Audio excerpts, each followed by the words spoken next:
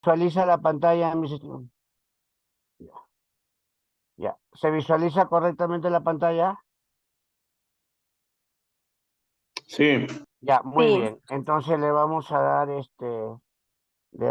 movimiento a la pantalla para comenzar. Entonces, ya, a ver,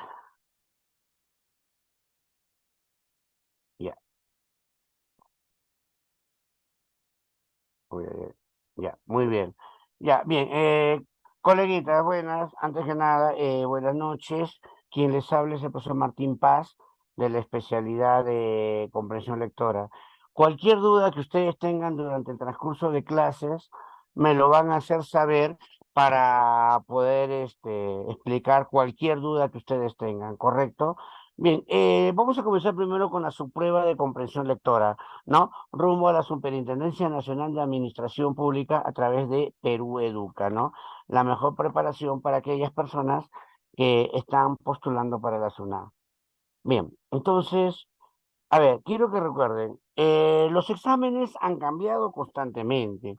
Antiguamente los exámenes eran muy diferentes a lo que son hoy en día, ¿no? Entonces, hoy en día las preguntas para cualquier institución militar, policial, para ascensos, incluso hasta para la magistratura, todo es justamente razonamiento verbal, ¿no? Entonces, para nombrarte, para ascender a un grado mayor, todo es justamente, todo es comprensión lectora. Entonces vemos que también la tecnología ha cambiado. Hoy en día prácticamente todo ya casi es virtual. Entonces, todos ustedes tienen que estar prácticamente a la vanguardia con este tipo de preguntas.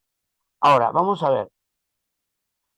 Dice, en la actualidad se utilizan preguntas con opciones múltiples y distractores, hecho que posibilita proponer una mayor cantidad de preguntas. Entonces, hoy en día, ¿qué es lo que están midiendo de ti? Tu capacidad cognitiva. La capacidad cognitiva, ¿en qué consiste, profesor? Justamente en el razonamiento que tú puedas tener, ¿no? En el razonamiento que tú puedas tener para poder solucionar un problema. Hoy en día las empresas no necesitan profesionales teóricos, sino profesionales prácticos que puedan prácticamente darle solución a todo este tipo de ejercicios. Bien, vamos a ver. Lo primero que vamos a analizar hoy es los tipos de preguntas que se van a plantear. Bien, entonces tenemos dos tipos de preguntas, las preguntas de interpretación y las preguntas de extrapolación, quienes a su vez las primeras las vamos a dividir en preguntas por generalidad y preguntas por particularidad. Profesor, cuando usted habla de generalidad, ¿a qué hace referencia? Hago referencia a la columna vertebral de una lectura, prácticamente a lo que es jerarquía. A ver, si yo les preguntara a ustedes, por ejemplo, Ángela, ¿qué tal? Buenas noches. Quiero que las Buenas clases noches, sean profesor. participativas. Creo que las clases sean participativas. ¿Qué entiendes por jerarquía, Ángela? Que cumple un escalonidad, que va de lo general a lo particular, algo así. Ya, muy bien. En este caso, por ejemplo, yo te pregunto, eh, en mi caso, por ejemplo, ¿quién manda, mis hijos o yo? Usted, mientras Ya, sus hijos ya, viven en su casa. ya, muy bien. Bueno, Ya. supuestamente debe ser así, ¿no? Debería ser así, ¿no? Bien, a ver, pero si nosotros analizamos jerarquía en un contexto, si analizamos jerarquía en un contexto, también tenemos que buscar primero el asunto del cual se habla. Entonces, cuando ubicamos nosotros el tema central, entonces es saber de qué se habla o de quién se habla en el texto. Profesor, ¿qué quiere decir de qué o de quién se habla? Dice, lo primero que tenemos que ubicar es el asunto o problema que se va a tratar en un texto. Eso es el tema central. Profesor, ¿y cómo se expresa el tema central? ¿Cómo se expresa el tema central? El tema central se va a expresar exclusivamente. Hay tres características básicas. Número uno, el tema es una frase nominal. Es una frase nominal. Profesor, ¿qué es una frase nominal? Es una expresión corta que carece de núcleo verbal. Entonces, como carece de núcleo verbal, definitivamente no se puede conjugar. Número dos, se dice que el tema se expresa de manera global. ¿Qué quiere decir de manera global? Que el tema va a estar a través de todo el contexto, desde el inicio del texto hasta el final del texto. Mm. Y la tercera característica, el tema solamente plantea el problema, recuérdalo bien. El tema única y exclusivamente expone el asunto. No tiene la facultad de afirmar, pero tampoco tiene la facultad de negar. Conclusión, solamente expone. Entonces, el tema, ¿dónde lo encontramos, profesor? El tema lo vamos a encontrar desde acá, míralo, míralo, desde el inicio hasta el final. Desde el inicio hasta el final. Otro punto importante para reconocer el tema es la palabra o frase clave, la palabra o frase clave que vamos a encontrar a través de todo el contexto, desde el inicio hasta el final. ¿Correcto? Yo voy a leer el texto y tú me vas a decir cuál es la palabra clave, ¿correcto? Dice, el que quizás sea el faraón más famoso del mundo, Tutankamón, ya tiene rostro. Las recientes investigaciones promovidas por National Geographic Society, que incluían un análisis de la momia con los medios técnicos más modernos, han permitido reconstruir el rostro de este joven y misterioso soberano. Para ello se han utilizado las más de 1.700 imágenes de los restos capturados por el escáner CT, un aparato con capacidad para tomar imágenes en 3 dimensiones de alta resolución, incluyendo punto de vista del interior del cuerpo y del cráneo. A partir de ahí, y usando las técnicas forenses de reconstrucción facial, 3 equipos independientes de artistas científicos, uno egipcio, otro francés y otro estadounidense, coordinados por Said Hawass, director del Consejo Superior de Antigüedades Egipcias, han conseguido dar vida al rostro de Tutankamón. Los resultados obtenidos por estos 3 equipos, que han trabajado por separado, sin contacto entre sí, son prácticamente idénticos y nos muestran a un joven de nariz grande y cráneo algo apepinado. Te pregunto, ¿cuál es la palabra clave? ¿Cuál es la El, palabra clave? el rostro de Tutankamón. El rostro de Tutankamón. La reconstrucción del rostro de Tutankamón. Muy bien, correcto, mis estimados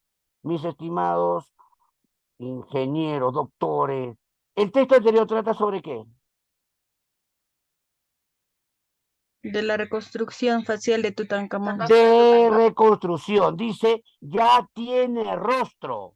Entonces, no estamos reconstruyendo. Cuando decimos la reconstrucción de Tutankamón, podemos sobreentender que es de todo. Pero dice, ya tiene rostro. Lo que estamos hablando es exclusivamente sobre la reconstrucción facial de Tutankamón. Muy bien, muy bien, muy bien. Vamos. Ahora, después de reconocer el tema, obviamente tenemos una serie de ideas en un contexto. Entonces, el contexto es como los planetas que giran alrededor del Sol. Si el Sol desaparece, los planetas estarían a la deriva. Lo mismo sucede en una lectura. Si tú no encuentras la idea principal, definitivamente no puedes saber cuál es lo más importante del texto. Recuerda que la idea principal dice, con esta clase de preguntas se detalla la idea más importante de lo expuesto por el autor. En algunos casos, la respuesta se presenta en la forma de oraciones textuales, ubicadas al principio o al final del texto, pero también hay opciones que, sin ser una transcripción fiel, transmiten la misma información. Profe, entonces, la idea principal es una oración. Sí, mira, el tema, la primera característica es una frase nominal. La idea principal se expresa en una oración. Profesor, entonces, si se me hiciese una pregunta en el examen, ¿cuál es el tema? ¿Qué es lo que tengo que buscar? Frases. ¿Qué descartas? Oraciones. Pero si te hacen en este caso preguntas por la idea principal, ¿qué tienes que buscar como respuesta? Oraciones y descartar frases cortas que no te digan nada. La frase solo expone, no afirma ni, no, ni niega. Como decir, es el nombre sin apellido. ¿Correcto? Entonces, la idea principal, a diferencia del tema que está en todo el texto, la idea principal no. La idea principal está en algún lugar específico del texto. Puede estar al inicio, puede estar al final, puede estar en la parte intermedia, puede estar al inicio o al final. ¿Correcto? Ahora, quien se va a encargar de afirmar o negar al tema va a ser la idea principal.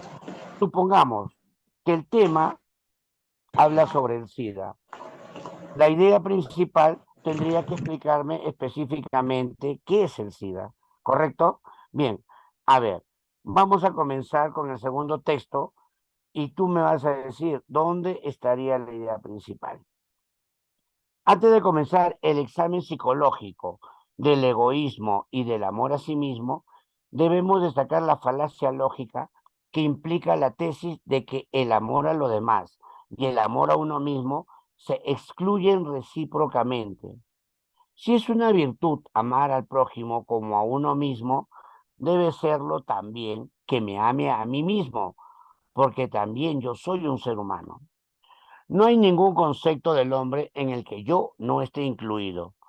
Una doctrina que proclama tal exclusión demuestra ser esencialmente contradictoria.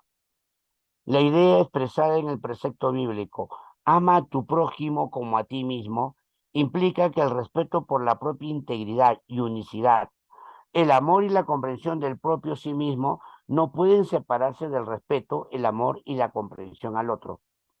El amor a sí mismo está inseparablemente ligado al amor a cualquier otro ser. Bien, entonces pregunto, ¿cuál de los siguientes enunciados resume mejor el texto?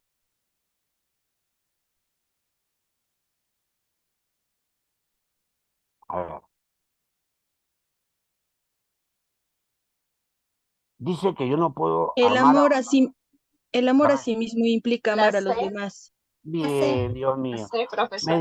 me dijeron que ustedes eran unos genios. Yo le digo genios, habrá que ver. Y la verdad que no se equivocó el profesor de la semana pasada, el profesor de matemática. Me dijo que eran excelentes, ¿no? Eran futuros excelentes profesionales. Y la verdad no se equivocó. Muy bien.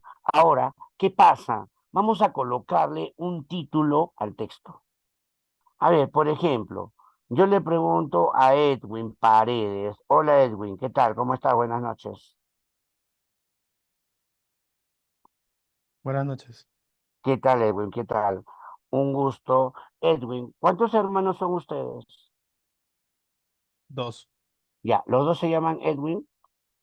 No, ¿Por qué? somos diferentes. Mi hermana se llama Eh, Kat.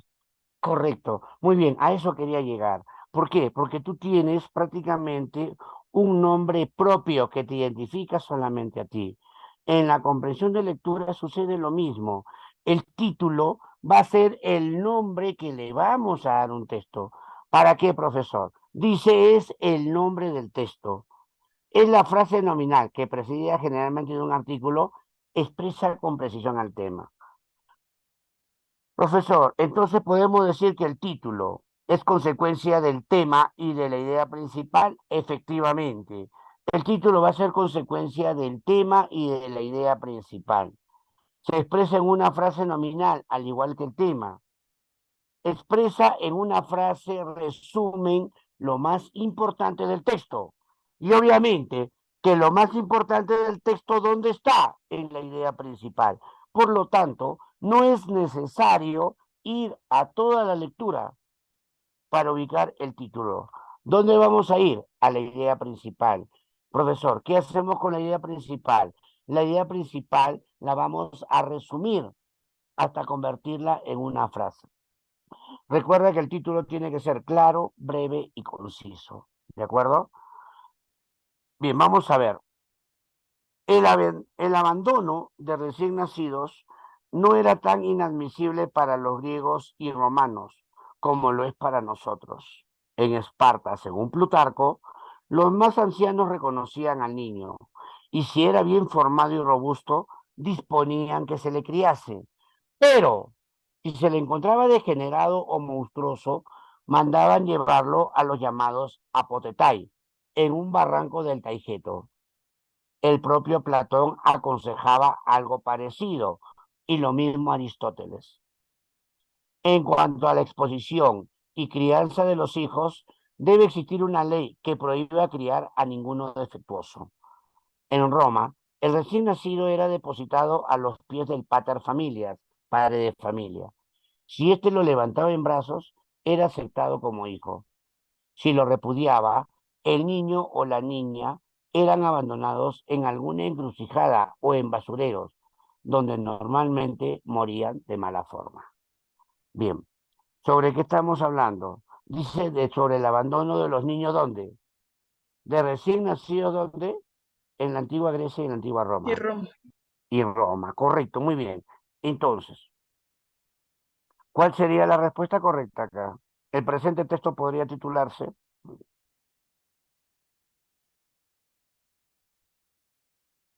Vamos, vamos, vamos, respondiendo.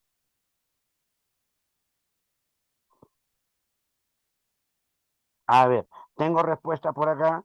A ver, la alternativa B. La alternativa B, correcto, bien. ¿Por qué, profesor, la alternativa B y por qué no la alternativa C? Porque no se abandonaba a los niños, se abandonaba específicamente ¿a quién? A los recién nacidos.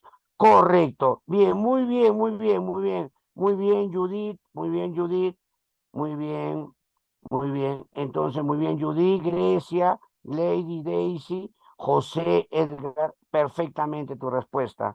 Les pregunto, jóvenes, ¿nos estamos entendiendo hasta acá? Sí. ¿Hay alguna duda hasta acá? Es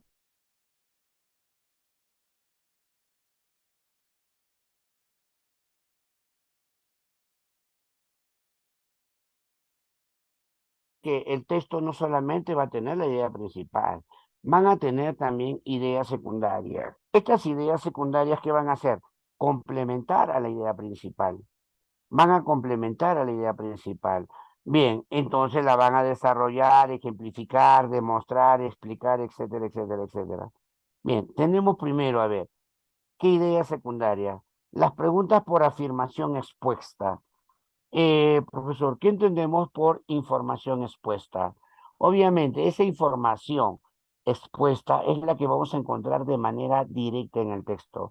Entonces, tal como está en el texto, sin modificar, ¿no?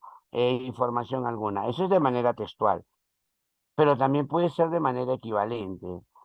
Dice, las preguntas por las ideas secundarias se pueden plantear de modo tal que evalúan una respuesta de carácter textual o equivalente. Una pregunta por la afirmación expuesta será textual cuando lo presentado en la opción resulte literal a lo propuesto en el texto, incluso manejando los mismos términos. Profe, ¿qué quiere decir esto? Que tal como está en el texto, lo vamos a encontrar en una de las alternativas. Por ejemplo, dice, científicos y teólogos han llegado a las siguientes conclusiones. Para los científicos, el hombre surgió por evolución. No obstante, para los teólogos, Dios creó el mundo. Y la pregunta que te podría venir dice, según el texto, para los teólogos, voy a encontrar una alternativa que va a decir lo mismo que el texto. Dios creó el mundo. Por eso dice a la letra igual, ¿correcto? Pero cuando es equivalente, dice, cuando lo expresado en la opción y lo planteado, ¿no? Y lo planteado en el texto se congeló. ¿Se ha congelado, colegas? ¿Aló? No, profesor, todo bien. No, porque acá me acaban de escribir, me acaba de escribir un que se congeló, me dice. Saja, me dice, Saja se congeló. Creo que el problema es tu máquina, Saja. Claro, debe ser su máquina de ella. Porque mi computadora está normal acá. Bien, entonces, ¿cuándo va a ser equivalente? Dice, lo expresado, a ver, ya, a ver, ya, a ver, a ver. No. A ver, no es que sea congelado, sino que yo copio un párrafo y explico, no saco todo. No es que sea congelado, coleguitas, sino que yo voy trabajando de poco en poco.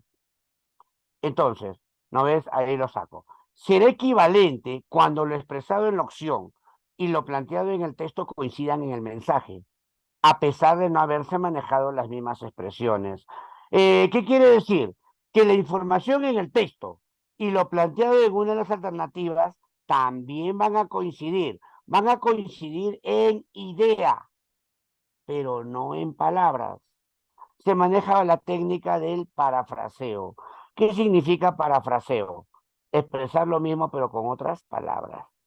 Ahora dice, según el texto, para los teólogos, ya no existe Dios creó el mundo, pero dice Dios es el hacedor del universo, que en equivalencia expresa lo mismo. ¿De acuerdo? Ahora dice, las preguntas por la afirmación expuesta se pueden presentar de muy variadas maneras. Generalmente las preguntas se plantean en base a la información que el texto proporciona, y esta forma es la más usual. A continuación presentamos algunas variantes que no se elaboran con la información propuesta en el texto, ¿no? Marque la opción correcta, cuál de las siguientes opciones es verdadera, según el autor del texto, cuál de las siguientes afirmaciones es falsa, cuál afirmación es incompatible, que no se elaboran con la información propuesta en el texto. Profe, ¿qué quiere decir? Que en este caso son preguntas también que vamos a encontrar de incompatibilidad. Pero para reconocer lo incompatible de un texto, lo primero tenemos que reconocer es qué es lo compatible. Tenemos que reconocer qué es lo compatible. Ahora, si yo te digo, ¿qué afirmación es incompatible con el texto? Si yo digo, para los teólogos, el hombre surgió por evolución. ¿Eso sería incompatible? Sí, profesor, porque el texto dice que para los científicos el hombre surgió por evolución y para los teólogos Dios creó el mundo, ¿correcto? Ahora, la incompatibilidad, lo que te estaba explicando, dice, son aquellas preguntas que inquieren por una afirmación contraria u opuesta a lo expresado en el texto. Quiere decir que en este caso, definitivamente, tengo que analizar el texto para saber qué contradice o no es una información expresada por el autor.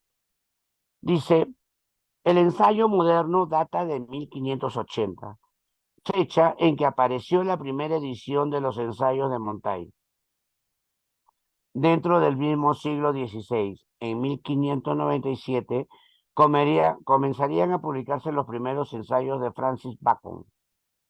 Con ambos escritores quedan fundamentados los pilares del nuevo género literario, y se concede a este su característica más importante.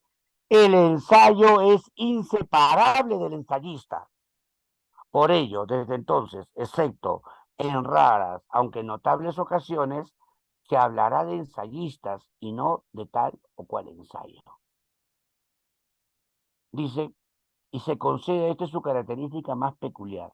El ensayo es inseparable del ensayista. Profesor, ¿qué pasaría si encontráramos dos ideas incompatibles? ¿Cuál sería la más correcta? La más correcta sería la que contradice directamente a la idea principal. A ver, una idea incompatible con el contenido del texto es que,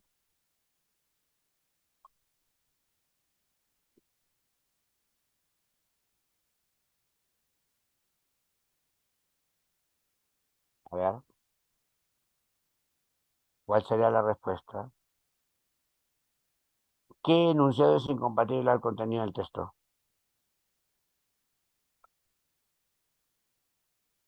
A ver, dice, el ensayo es inseparable del ensayista.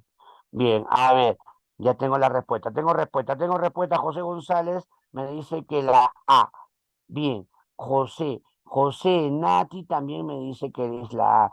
¿Por qué, profesor? Porque dice el ensayista. Muy bien, Judy, muy bien. Cuando prácticamente intervienen, quiere decir que están entendiendo lo que se estamos informando. Si dice el texto, el ensayo es inseparable del ensayista, y la alternativa A dice, el ensayista se distancia siempre del contenido de sus obra. No, profesor, solamente en raras ocasiones, no siempre. ¿Correcto? Muy bien. Ahora vemos. Preguntas por un término o locución. Ya. Estas preguntas son típicas en cualquier examen de admisión. ¿Por qué, profesor? Siempre en el contexto nos vamos a encontrar con alguna palabra desconocida. Y eso definitivamente conlleva, ¿no? Conlleva a que comencemos a dudar. ¿Por qué, profesor? Porque en este caso, en algunos casos, la definición que nos pide el autor del texto es denotado, pero en algunos otros casos la definición que nos piden es connotada. Es connotada. ¿Correcto? Bien, ¿qué es la denotación? El concepto real y objetivo de una palabra, la que figura en el diccionario de la Real Academia. Si yo te digo, por ejemplo, el zorro es un animal carnívoro que pertenece a la familia de los cánidos. Estoy definiendo correctamente de acuerdo al diccionario. Pero si yo digo la connotación es el significado metafórico o sentido figurado de una palabra, la cual yo la voy a obtener a partir del contexto. Ah, ya, profesor. Si yo te digo, por ejemplo, Juan es el más zorro en la capacitación rumbo a la SUNAT. ¿Estoy hablando que es un animal carnívoro que pertenece a la familia de los cánidos? No. Estoy refiriéndome a la característica o a la cualidad fundamental del zorro, que es su astucia. ¿Cierto? Entonces, tienes que saber analizar el término a través de toda la oración. Entonces, si la palabra está al inicio de la oración, tienes que leer toda la oración para que te des toda una idea. Profe, y si está al final, también leer incluso la oración que continúa para determinar. Profe, también se puede hacer una pregunta por una locución, también. También, así como hay un término o locución, se dice palabra o frase, ¿no? Entonces, tengo que analizar, esto lo vamos a analizar en breves momentos con la ficha, ¿de acuerdo? En breves momentos lo vamos a analizar con la ficha. Preguntas por relaciones. Ahora, ¿qué pasa? Si yo te digo, el SIDA es una enfermedad producida por un virus causado, denominado VIH, el cual destruye el sistema inmunológico. Una pregunta por relaciones podría decir, en el texto, entre VIH y SIDA existe una relación de, ¿el VIH qué es? Un virus. ¿El SIDA qué es? Una enfermedad. Entonces, el VIH es un virus que tiene como consecuencia causar la enfermedad llamada SIDA. En este caso, ¿qué tenemos? Una relación de causa a efecto. A ver, analizamos. Se denominan niños azules aquellos pequeños que por causa de una enfermedad cardíaca congénita tienen un defecto en la formación del corazón y presentan un color azulado en la piel y las mucosas, que pueden manifestarse físicamente desde el momento del nacimiento o hacerse evidente pasado un tiempo, mientras el niño reposa o cuando realiza algún esfuerzo. La cardiología congénita cianótica constituye el 2% de todas las cardiopatías congénitas. Se caracteriza por el color azul con que se tiñe la piel y se debe a la existencia de un defecto intracardíaco que mezcla la sangre arterial y la sangre venosa. En condiciones normales, cuando no hay defectos intracardíacos, la sangre oxigenada pasa a los tejidos dando un color rosado normal. Pero cuando existen los defectos intracardíacos, se mezcla la sangre produciendo el color azulado o también llamado cianosis. ¿Qué relación existe entre la cianosis y la cardiopatía congénita? Ya bien, profesor, vamos a ver. ¿Cuál sería la respuesta?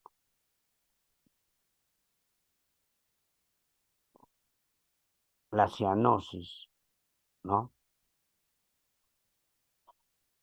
A ver, ¿qué relación existe entre la cianosis y la cardiopatía congénita? Dice, constituye el 2% de todas las cardiopatías congénitas. A ver, vamos, respuestas. Estamos esperando las respuestas. A ver, bien, sería parte todo. No, parte todo, parte todo. ¿Por qué parte todo? A ver, ¿por qué parte todo? Exactamente. Bien, en este caso no sería parte todo ni efecto causa, sería causa y efecto. Como efecto, automáticamente te da la cianosis. Correcto, Miguel, María Leighton. Bien, pasamos al siguiente. Preguntas por inferencia. Bien, ¿qué entendemos por inferencia? Te la voy a poner muy fácil. Observo, infiero. Observo, infiero. Si observo, por ejemplo, a ver, que observo que Rubí estudia con ahínco y responde todas las preguntas correctamente, ¿qué puedo inferir? Que se está preparando con énfasis, ¿no? Y logrará su tan ansiado ingreso a la SUNAT. Allá, profesor, si yo, por ejemplo, observo los resultados final de los que ingresaron a la SUNAT y comienzo a saltar de alegría, ¿qué puedo inferir? ¿Qué podría inferir? que ingresaron. Que lograron ingresar. Pero eso me lo dijiste, no, eso se infiere. Como dice, una inferencia está sobreentendida. Una inferencia está sobreentendida. Ya, entonces vamos a ver lo que son las preguntas por inferencia, dice. Tienen por propósito encaminarnos a establecer una afirmación que no, siendo expresamente propuesta en la lectura, resulte concordante y coherente con la información contenida en el texto. O sea, está prácticamente sobreentendido. Ya, profesor. Entonces, si logro en todos los exámenes lograr un alto puntaje, es muy probable que se sobreentienda que voy a ingresar. Ahora dice, en comprensión lectora se aplica la inferencia para dos situaciones concretas. La inferencia holística, dice, es un proceso de macrocomposición o captación del texto como un todo. Es decir, se trata de una comprensión global del sentido con la finalidad de arribar a determinadas conclusiones. Profe, ¿me podría explicar esto? Muy fácil. Cuando hablamos de una inferencia holística, hablamos de una inferencia deductiva, donde se parte de lo general para llegar a lo particular. Se parte de una premisa para llegar a varias conclusiones. Todas, obviamente. Si la premisa es verdadera, todas las conclusiones son verdaderas. Si yo te digo, todas las mujeres son fieles, podría llegar a la conclusión que Rubí es fiel porque es mujer, Fiorella es fiel porque es mujer, y así sucesivamente. Ahora, en el caso de la inferencia proposicional es todo lo contrario. Si la primera va de lo general a lo particular, llámese deducción, la proposicional va a ir de lo particular a lo general. Se van a partir de varias premisas para llegar a una conclusión final. Las premisas no necesariamente son ciertas. Entonces, si las premisas no necesariamente son ciertas, la conclusión tampoco necesariamente será cierta. Si yo te digo, Edgar es fiel porque es varón. Edwin es fiel porque es varón. Frank es fiel porque es varón, ¿no? Gonzalo es fiel porque es varón. ¿Cuál es mi conclusión final? ¿Cuál sería mi conclusión final, chicas? A ver, a ver. ¿Cuál Que sería los mi hombres conclusión? son fieles. Que los A ver, hombres a son ver, fieles. para grabar la respuesta, ya quedó la respuesta grabada, ¿no? ¿Qué dijeron? ¿Que los hombres que son fieles? Bueno, ustedes lo están diciendo, yo no. Bien, así me gusta. Bien, entonces ahora, para terminar, vamos con la pregunta de extrapolación. Esta es la más complicada, ¿no? Acá voy a predecir planteamientos hipotéticos que ya salen fuera del contexto. Es como cuando tú ves una película o una serie, una novela, y ya estás imaginando qué es lo que va a continuar. Estas son las preguntas de extrapolación, dice. Suponen el adecuado manejo por parte del lector de las preguntas de interpretación, consisten en la habilidad para inferir las posibles modificaciones que ocurrirían en el pensamiento del autor, si hipotéticamente variaran las premisas o condiciones del texto. Por ejemplo, dice, las clases virtuales están ayudando mucho a muchas personas que no pueden utilizar una clase presencial. Gracias a la tecnología tenemos este avance. Ahora, la pregunta de la población podría decir, si no existieran clases virtuales, muy probablemente los postulantes tendrían que prepararse de manera, ¿de qué Esencial. manera? Presencial. Ese es un planteamiento hipotético. Estoy poniéndome en un supuesto, ¿correcto? Bien, si el autor tomara como punto de partida lo contrario de lo que se afirma, ¿no? Eso se llama preguntas, ¿no? De extrapolación por negación.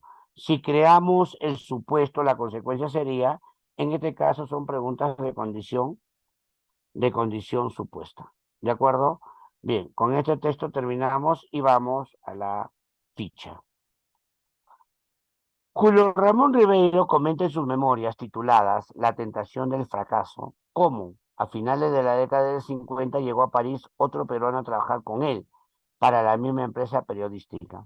Y al poco tiempo de conocerse, tratarse e incluso compartir vivienda durante un tiempo, le enseñó un manuscrito de una novela que acababa de terminar. Ribeiro la leyó y anotó en su diario que era una de las novelas más originales, más frescas e interesantes que había leído en los últimos tiempos. Solo después de estos datos revela el nombre del joven escritor y de su obra. Se trata de Vargas Llosa y La ciudad y los perros. A la vuelta de los años, y en un acto de justicia, el mismo Vargas Llosa considera a Ribeiro como el mejor cuentista peruano y uno de los mejores de todos los tiempos en nuestra lengua, a pesar de su discreto lugar dentro del boom. Lustig, por su parte, está absolutamente convencido de que para los próximos años Ribeiro compartirá cómodamente con Vargas Llosa el pedestal de la fama, gracias a una verdadera difusión de su obra, y Miguel Gutiérrez opina que Ribeiro es uno de los mayores maestros del cuento de la lengua española del siglo XX, al lado de Jorge Luis Borges, Juan Rulfo, Julio Cortázar, Juan Carlos Onetti y García Márquez. Bien, ahí está Julio Ramón Ribeiro. Si Ribeiro hubiese sido más difundido durante el boom literario, entonces muy probablemente, ¿cuál sería tu respuesta? Sería tan famoso como Vargas Llosa. Sería tan famoso como Mario Vargas Llosa. Bien, a ver, hemos terminado la parte teórica. ¿Alguna duda hasta acá? ¿Alguna duda hasta acá? ¿Alguna duda hasta acá? ¿Todo está claro? Ustedes ya tienen la ficha, ¿no? ¿Ustedes tienen la ficha? ¿Se visualiza la ficha correctamente? Sí, ya lo enviaron. Ya, ya. ¿Se visualiza también la pantalla? Ya. Muy bien, Jessica, Edgar. A ver, entonces, vemos, ya. Y acá está toda la parte teórica que hemos hecho. A ver, acá, ya la habíamos puesto con 4 alternativas, ¿no? Sería aquí, con 5 alternativas. En las diapositivas solamente te puse 3 alternativas, ¿no? Me imagino que sí. Ya, la ficha se encuentra en el grupo, correcto. Muy bien, vamos a ver. Pero igual, ¿te parece si después te vuelvo a reenviar la ficha ya con el solucionario? Te reenvío la ficha con el solucionario para que lo tengas. Ya, ya, muy bien. Ya, no se preocupen. Yo terminando, lo imprimo, lo dejo ahí, lo grabo para enviárselo ya resuelto. ¿De acuerdo? Bien. Estoy tratando, no te preocupes, Judy, no se preocupe, Instituto de Capacitación, siempre estoy para apoyarlos. Ya. El abandono de los recién. Ya, a ver. Ya, acá está ahora el texto que ahora vamos a leer. De preguntas por la afirmación expuesta, textual o equivalente. Ya viste la teoría, ahora vamos a analizar el texto. ¿de acuerdo? Dice, a medida que las observaciones astronómicas progresan, es de suponer, es de suponer que se descubrirán más galaxias. Esto reforzaría la posibilidad de que exista vida en otros lugares del universo, lo que ya tiene sustento en una base estadística. Solo en nuestra galaxia existen 100.000 millones de estrellas. Si únicamente el 1% de ellas tuviera planetas, tendríamos 1.000 millones de sistemas solares. Aún, si ninguno de estos tuviera planetas a la distancia adecuada y con los elementos químicos necesarios para sostener la vida, existen millones de galaxias, por lo que las probabilidades favorecen abrumadoramente la existencia de alguna forma de vida en más de un sitio del universo. Si bien esas posibilidades son abrumadoras, las distancias están en contra de llegar a conocer esas formas de vida. Las leyes de la física imponen un límite a la velocidad de las comunicaciones y las distancias del universo lo convierten en un límite infranqueable, al menos en términos de la vida humana. Un mensaje enviado a la galaxia más cercana demoraría en llegar más tiempo del que tiene el hombre en la Tierra. De haber respuesta, esta probablemente ya no encontraría a nadie para recibirla. Ahora dice, el descubrimiento. Primero vemos las preguntas, ¿no? Por afirmación expuesta textual. El descubrimiento de un mayor número de galaxias en el universo. Dice, a medida, a medida que las observaciones astronómicas progresan, es de suponer que se descubrirán más galaxias. Entonces, el descubrimiento de un número mayor de galaxias en el universo, y eso está fácil. Nunca desmayes en lograr tus propósitos. Dice, querer es poder. A ver, ¿cuál sería la respuesta?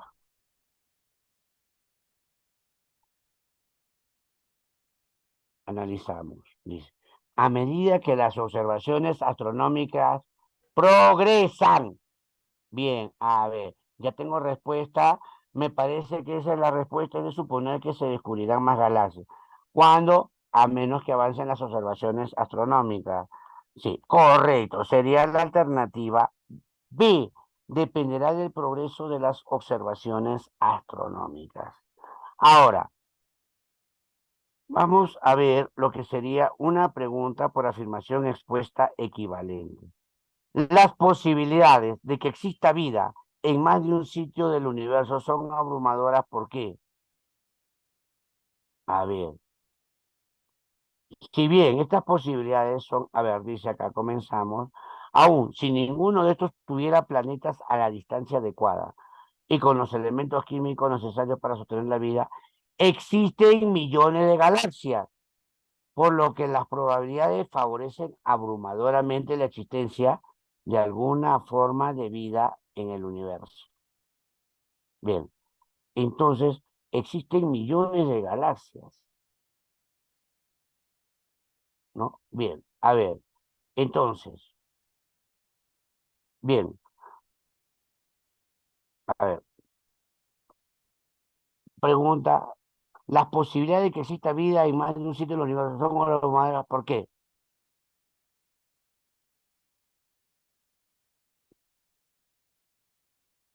A ver, dime lo que pienso. Correcto, la E. Edgar, Rur, Nati, Rubí, María. Muy bien, María. Bien, existe un número muy grande de galaxias en el universo. A ver, ¿estamos complementando bien la teoría con la práctica? ¿Estamos complementando correctamente? ¿Hay alguna duda hasta acá? ¿Alguna duda? ¿Todo está claro? Bien. Ahora, bien, a ver. Muy bien, María, muy bien, Rubí, correcto. Bien, a ver, vamos a ver ahora lo que son preguntas por un término o locución. Dice, este tipo de pregunta está encaminado a interrogar por cierto uso especial o determinado sentido particular que el autor haya atribuido a alguno de los términos o locuciones utilizadas en el texto. El contexto en el que se manejen nos permitirá delimitar el significado que el autor busca adjudicarles. Ah, ya. Entonces, vamos a ver. Ahora el texto. Lo que se celebrará el 12 de octubre de 1992 es el 5º centenario del encuentro de dos mundos. Si ese encuentro es concebido como el de totalidades culturales distintas, cabe entonces preguntarse si hubo realmente encuentro. Se trata en verdad de algo muy distinto y mucho más interesante que la elemental o ingenua visión de un encuentro. En efecto, al verificarse aquel contacto, se disparó un amplio, complejo y vigoroso proceso de apoderamiento de aquellas tierras, que en términos generales cabe describir por su finalidad, o sea, la de implantar en ellas la civilización europea. Un proceso, pues, de traslado allende el océano del modo histórico de ser europeo para crear la nueva Europa.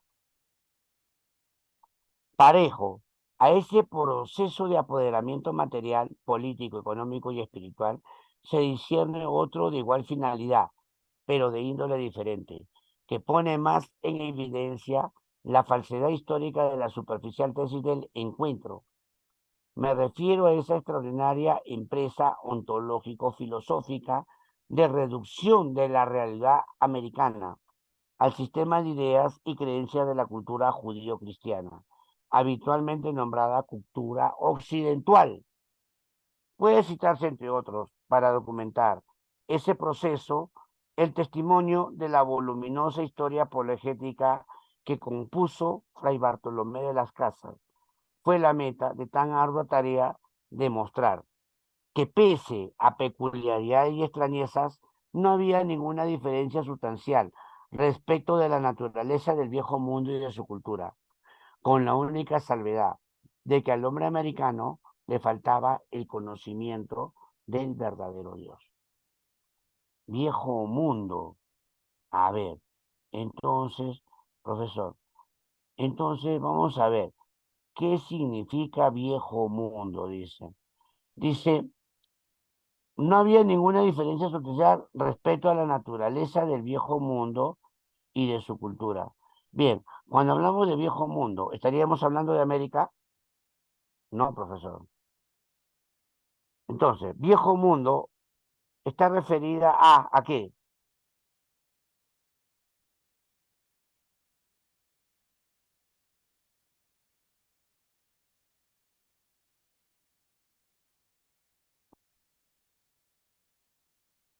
A ver, dice, a ver, habitualmente nombrada, ya, ahí te la pongo, ya, a ver, suficiente ahí. Habitualmente nombrada cultura occidental. Habitualmente nombrada cultura occidental. Bien, entonces, sería la sociedad medieval europea. A ver, a ver, sería la alternativa C, viejo mundo, a la sociedad medieval europea. No, sería Gabriela, de Grecia, correcto. Estaríamos refiriéndonos a la cultura occidental. Bien, ahora, vamos a ver ahora, eso fue por un término, ahora vamos para una locución. La sociedad altamente tecnificada del futuro se configurará en función del cociente de inteligencia, pues al disponer todos de las mismas oportunidades y ante la exigencia de un alto nivel de especialización que presentará este tipo de comunidad para su funcionamiento, cada puesto de trabajo tendrá su candidato indiscutible. La tecnología del futuro será una meritocracia y, en consecuencia, las recomendaciones de nada servirán. Por ejemplo, el hijo de un individuo bien situado no podrá ocupar una posición análoga a la de su padre si su cociente de inteligencia y su educación no se encontrarán a nivel de los de su padre. Resumiendo, Será una sociedad donde probablemente las escuelas licenciarán mayor proporción de gente educada que actualmente, pero donde la gran mayoría de los ciudadanos serán incapaces de comprender el futuro mundo automatizado. Quizá comprendan los rudimentos del cálculo, de las ciencias naturales y de las humanidades, pero la investigación científica, los problemas gubernamentales y su interacción estarán fuera del alcance incluso de los licenciados universitarios. Además, la mayor parte de la gente tendrá que reconocer, desde el punto de vista de la lógica, las computadoras pensarán en líneas generales, mejor que ellos mismos. Bien, esto es justamente a ustedes. Esto de acá hay perilla para ustedes, ¿cierto? ¿Por qué? Porque mayormente casi no habían exámenes de clasificación para ingresar a la SUNA. ¿Por qué? Porque los administradores, los gerentes, los empleados que trabajaban ahí, ¿qué hacían? Recomendaban al hermano, al hijo, al yerno, a la nuera, etcétera. Hoy no. Ahora, dice que van a ingresar definitivamente en base a la meritocracia, ¿no? Meritocracia. Ah, profesor, o sea, cualquiera no va a entrar, ¿no? O sea, entran por méritos propios.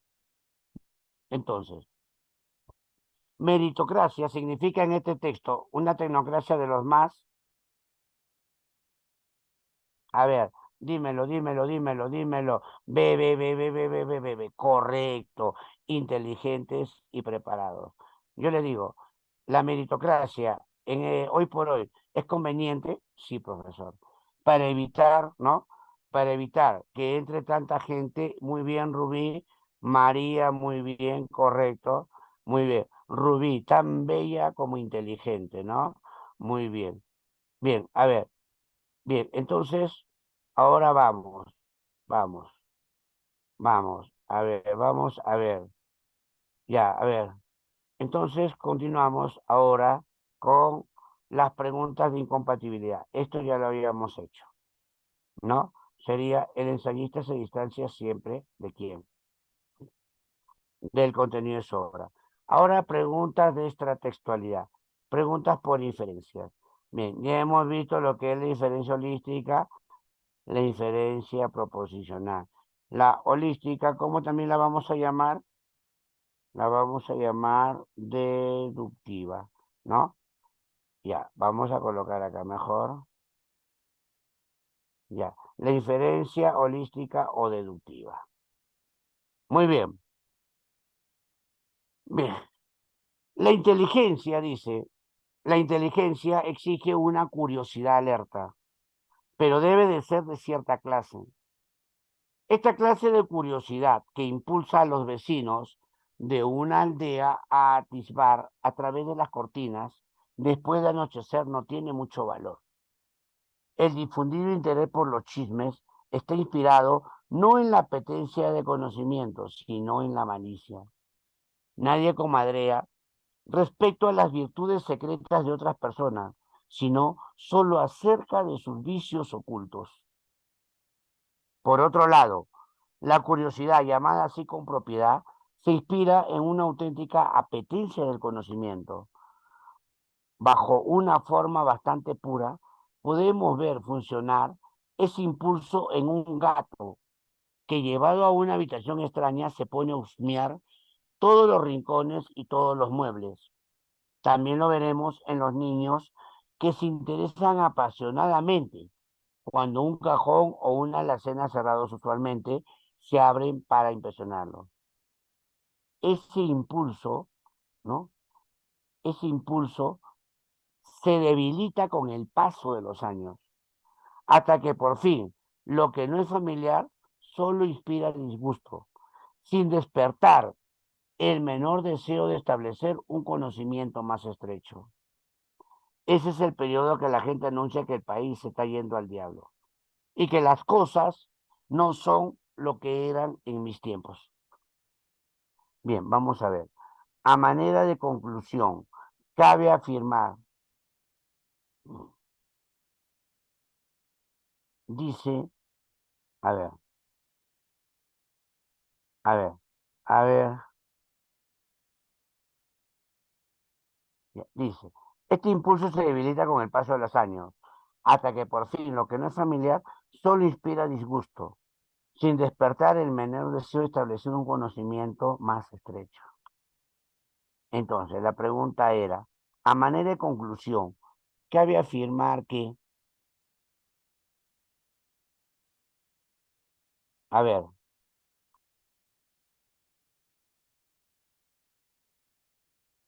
a ver, a ver, ¿cuál es tu respuesta?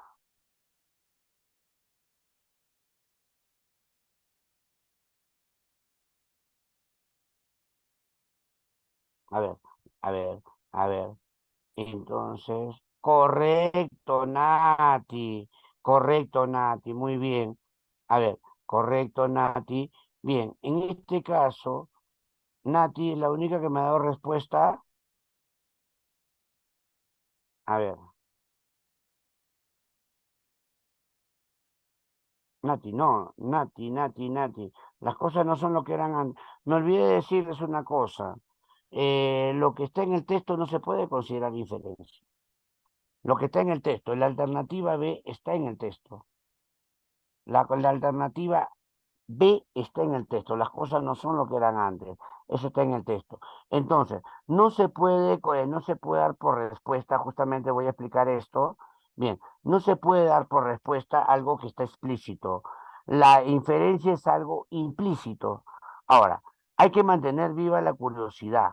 Dice, la inteligencia sigue una curiosidad alerta, pero debe de ser de cierto. Pero, acá, este pero, mi estimado, automáticamente te mata la respuesta, pero debe ser de cierta clase, no siempre, ¿no? O sea, solamente debe ser una curiosidad selecta. Ah, ya. Entonces, dice, este impulso se debilita con el paso de los años, hasta que por fin lo que no es familiar solo inspira disgusto.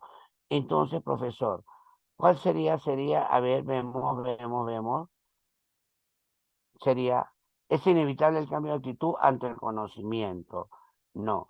En este caso, la respuesta sería alternativa C. La alternativa C sería Nati, correcto. Con el tiempo la curiosidad se torna selectivo. ¿Qué quiere decir, profesor? Dice acá, ¿no? Hasta que por fin lo que no es familiar solo inspira disgusto. O sea, solamente me causa curiosidad lo que me interesa. El resto ya no me inspira el menor deseo. Entonces ya nos volvemos selectivos. Ya nos volvemos selectivos con el paso de los años. Bien, ahora vamos a la inferencia proposicional. La inferencia proposicional inductiva. O inductiva. A ver, vamos a ver ahora. Dice, estamos siempre en situaciones. Las situaciones cambian. Las ocasiones se suceden. Si estas no se aprovechan, no vuelven más. Puedo trabajar por hacer que cambie la situación, pero hay situaciones por su esencia permanentes, aun cuando se altere su apariencia momentánea y se cubra de un velo su poder sobrecogedor. No puedo menos de morir ni de padecer, ni de luchar. Estoy sometido al ocaso. Estoy sometido al ocaso. Me hundo inevitablemente en la culpa. Estas situaciones fundamentales de nuestra existencia las llamamos situaciones límites. Quiere decirse que son situaciones de las que no podemos salir y que no podemos alterar. La conciencia de estas situaciones límite es, después del asombro y de la duda, el origen más profundo de la filosofía. En la vida corriente huimos frecuentemente ante ellas, cerrando los ojos y haciendo como si no existieran.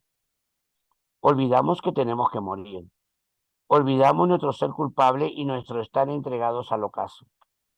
Entonces solo tenemos que habérnoslas con las situaciones concretas que manejamos a nuestro gusto y a las que reaccionamos actuando según planes en el mundo, impulsados por nuestros intereses vitales.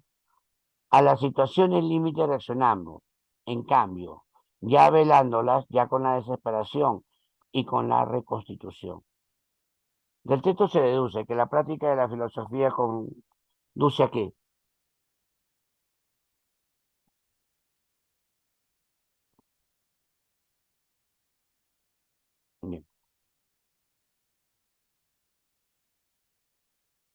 a ver. En la vida corriente, dice, ya, a ver, vemos ahí.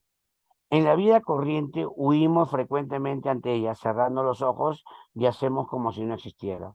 Olvidamos que tenemos que morir, olvidamos nuestro ser culpable y nuestro estar entregados al ocaso. Bien, entonces, profesor, veo aquí, veo este punto. A ver, ¿cuál es la respuesta alternativa B? Se dice, enfrentar la situación en la vida cotidiana, no.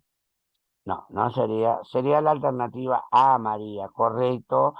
María José, bien, María José Rubí. Bien, reflexionar sobre nuestra situación existencial fundamental. Eso me parece bien, Judy, correcto, muy bien. Entonces, ahora, bien, ahora vamos a ver forma de plantear el texto 10. Ya, a ver, dice texto 10. Los escritores que rehuyen sus propios demonios y se imponen ciertos temas, porque creen que aquellos no son lo bastante originales o atractivos. Y estos últimos sí se equivocan garrafalmente. Un tema de por sí no es nunca bueno ni malo en literatura. Todos los temas pueden ser ambas cosas, y ello no depende del tema en sí, sino de aquello en que un tema se convierte cuando se materializa en una novela a través de una forma, es decir, de una escritura y unas estructuras narrativas. Es la forma en que encarna, la que hace que una historia sea original o trivial, profunda o superficial, compleja o simple, lo que da densidad, ambigüedad, verosimilitud a los personajes o los vuelve unas caricaturas sin vida, unos muñecos de tiritilero. Esa es otra de las pocas reglas en el dominio de la literatura que me parece no admite excepciones. En una novela, los temas en sí mismos nada presuponen, pues serán buenos o malos, atractivos o aburridos, exclusivamente en función de lo que haga con ellos el novelista, al convertirlos en una realidad de palabras organizadas según cierto orden. Según cierto orden. Podemos inferir que la expresión, ¿no? En una novela, los temas en sí nada presuponen, en términos religiosos resultaría que nada presuponen, ¿no? En temas religiosos, ¿no? Que puede ser real o irreal, que puede ser verdadero o falso.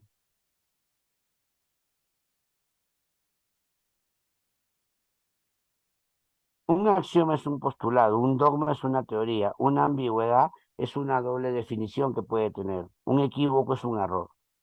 Partiendo de estas premisas, ¿cuál sería tu respuesta? A ver, dímelo, a ver, que me parece que sí, correcto, ¿no? Sería algo ambiguo, ¿no? Porque podría tener más de una probable definición, ¿no? Sería la alternativa B. Bien, a ver, vamos a ver ahora de los anticonceptivos. Vamos a ver los anticonceptivos, dicen. A la par con el desarrollo de los anticonceptivos, la segunda mitad del siglo que acaba ha visto un desarrollo permanente de las tecnologías reproductivas. En 1977, dos médicos británicos consiguieron la primera fertilización in vitro extrayendo un óvulo de una mujer y exponiéndolo a millones de espermatozoides del marido. En 2 días, el huevo había sido fertilizado y el óvulo vuelto a implantar en el útero. Actualmente hay más de 300.000 niños concebidos por este método, por madres que de otro modo serían estériles. A la tecnología de fertilización in vitro han seguido otro avance importante desarrollado hace 7, ¿no? Hace 7 años. Como es sabido, en una concepción normal se requieren decenas de millones de espermatozoides, de modo que un hombre que produce solo un par de millones resulta funcionalmente estéril.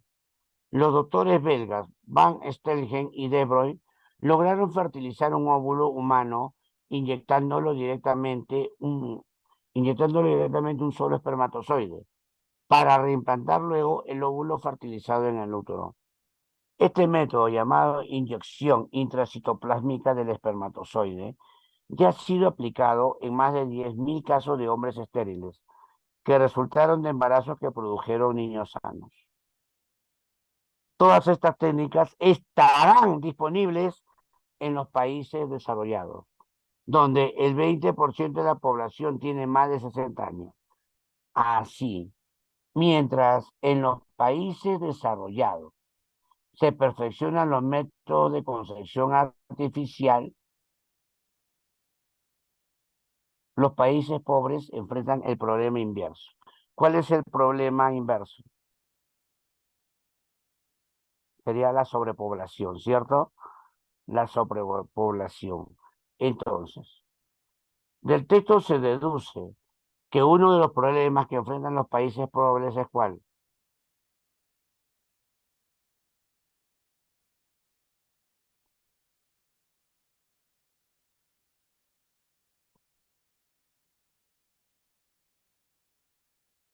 A ver, dímelo. A ver, vamos. A ver, la E. El alto porcentaje de población adulta, no. No sería el alto porcentaje de población adulta que tiene, sino, a ver, la promoción entre su población del IBS y el ISSI. No, al contrario, ¿qué? ¿Los vas a hacer que tengan más hijos? ¿Ah? Sería perfeccionar, correcto, sería en este caso, a ver, correcto, Edgar, Noeli, ¿no? Sería en este caso ver por la sobrepoblación, ¿no?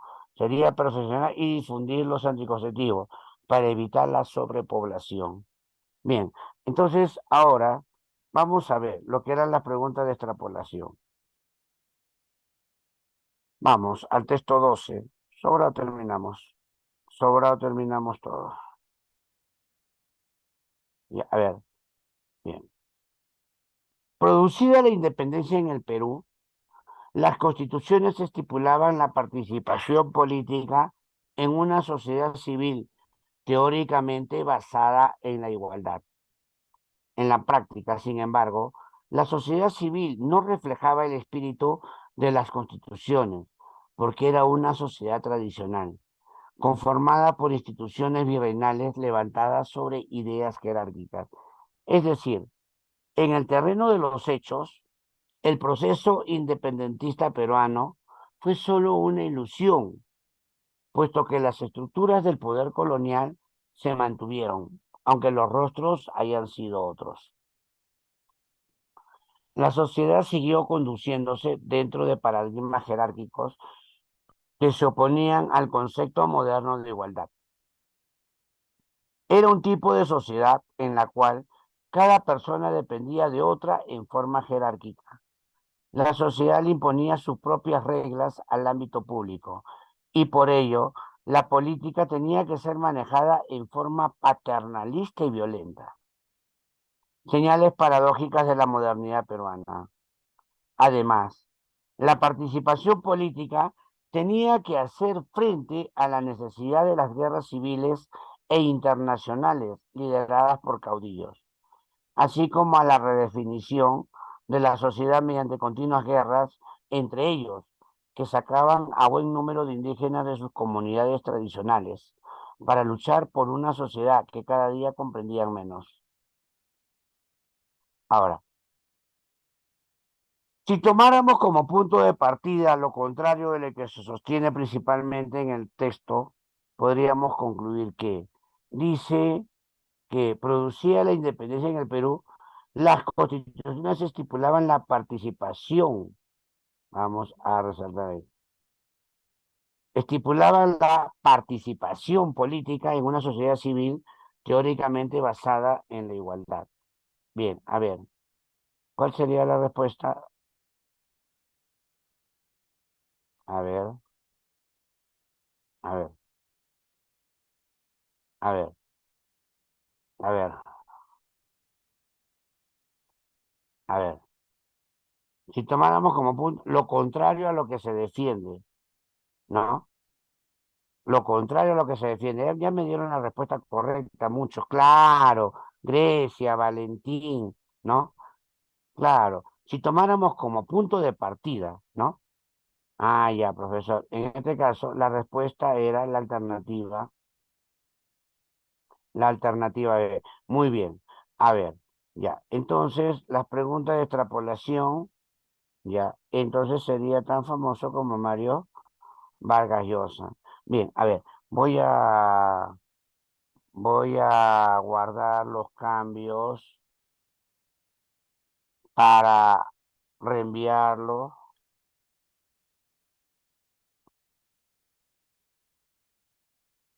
Ya, a ver. A ver, ¿quedó alguna duda hasta aquí? A ver, a ver, vamos a ver. Ya, bien, a ver, ya, a ver. A ver, Gabriela, Cleidy, Gonzalo, Grecia, ¿alguna, alguna corrección, algo que quizás no estuvo bien? Por favor, me lo hacen saber para el día de mañana, para poder modificar el día de mañana. Mañana nos toca sinónimos y antónimos. Eso es lo que tenemos que mejorar bastante. Vocabulario. Hasta aquí. ¿Quedó alguna duda? ¿Algo que quedó en el aire? ¿Mm? A ver, vamos a escuchar. Grecia, todo correcto. Muy bien. Gabriela, muy bien. María Leighton, correcto. Muy bien. Entonces, lo que voy a hacer, lo de Rubí, entonces, ¿les pareció todo correcto? He tratado de suprimir.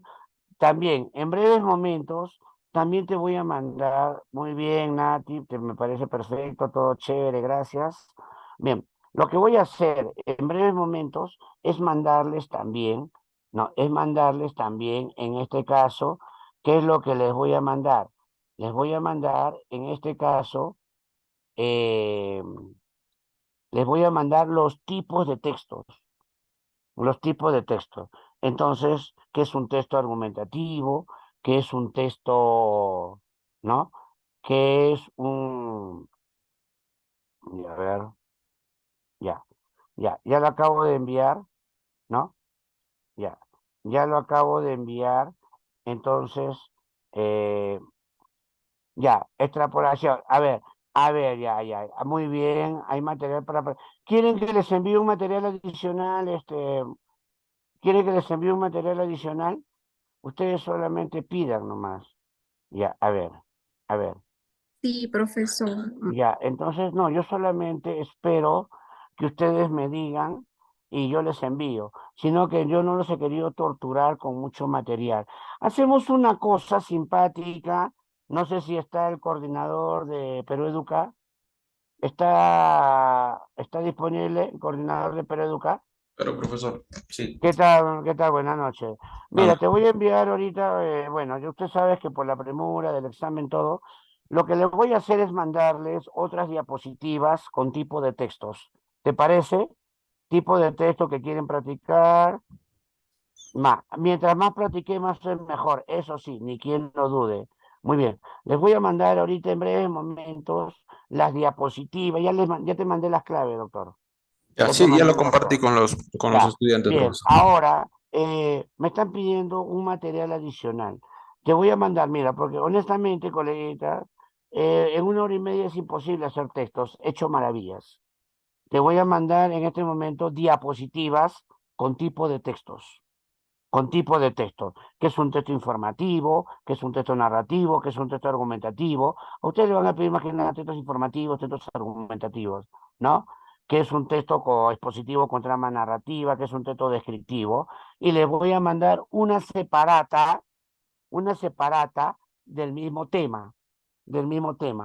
Y si ustedes gustan, mañana, 10 minutos, en 10 minutos, 15 minutos, damos el solucionario, ¿les parece?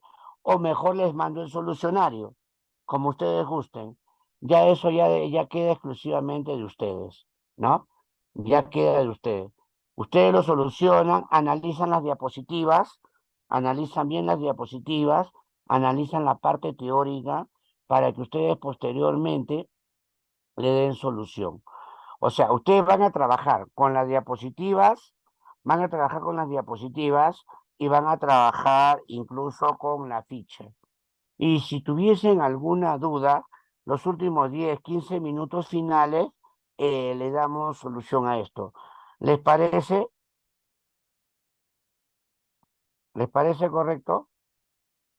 Ya, muy bien. Entonces, ya, voy a salir en este momento para ahorita mismo, ¿te parece para seleccionar el material de tipo de textos, Listo. promotor, Sí, para enviarles ahorita mismo? sí, está bien, excelente, profesor. Ya, Gracias. para enviarles ahorita mismo, voy a trabajar ahorita con ustedes. Bien, entonces, por favor, mañana 7:30, gracias por la acogida. Me da mucho gusto que todos hayan estado satisfechos. Entonces, en breve momento le estoy enviando al promotor, en menos de 10 minutos le estoy enviando todo el material. ¿Ya? Ok. Cuídense con todos. Gracias, gracias, gracias. Ya.